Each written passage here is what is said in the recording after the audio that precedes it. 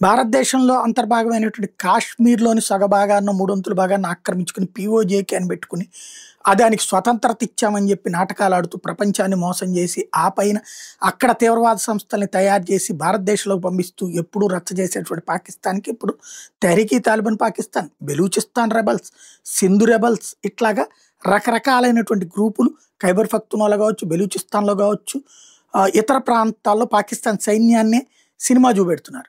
ఇప్పుడు భారతదేశానికి ఒక మంచి ఛాన్స్ వచ్చింది. ఐక్యరాజ్య సమితి వేదికగా అందుకనే నిలదీసింది.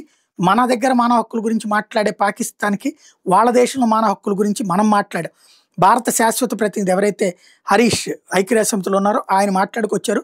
పాక్ ఆక్రమిత కాశ్మీర్‌లో ఆ దేశ సైన్యం ఆక్రమణ, అణచివేత, వనరులను చట్టవిరుద్ధంగా వినియోగించడం వంటి వాటి మీద అక్కడ ప్రజలు తిరుగుబాటు చేసిన విషయాన్ని ప్రస్తావించారు.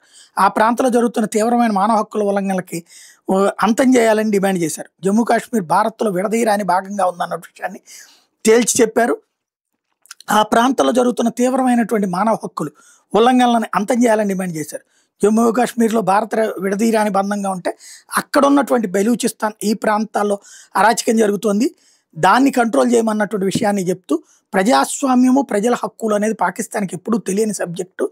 భారతదేశం వస్తే కుటుంబం గురించి అంటుంటే ఎప్పటికప్పుడు గొడవలు పెట్టేటటువంటి కుటుంబంగా పాకిస్తాన్ తయారైందని చెప్పుకొచ్చారు.